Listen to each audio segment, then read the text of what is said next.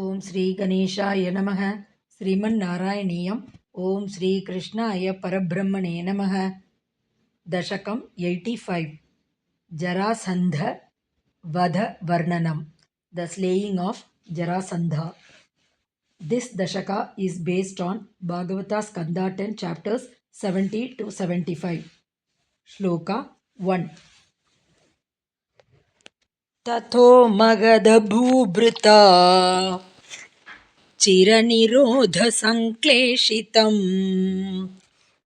शताष्टकयुतायुत द्वितयमीश भूमिभृताम् अनाथशरणायते कमपि पूरुषं प्राहिणोत् अयाचत समागध क्षपणमेव किं भूयसा.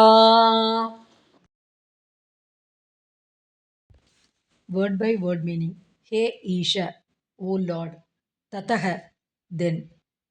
Magadha Bhubrita, by the king of Magadha, Jarasandha. Chiranirodha Sankleshitam. Chiranirodha, by detention for long. Sankleshita, were very much tormented.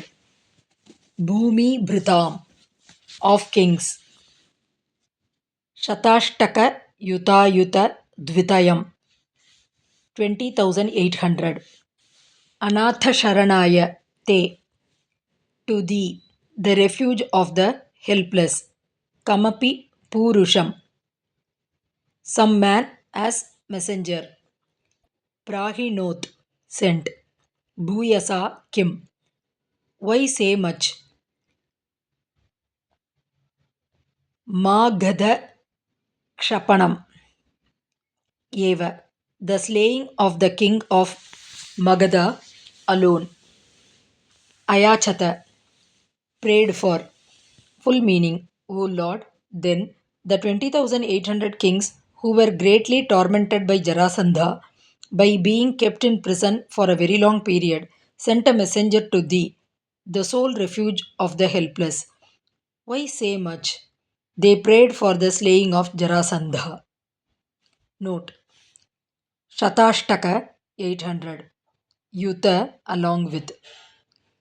Ayuta Dvitayam, twice 10,000, that is 20,000, that is 20,800. Om Tat Sat.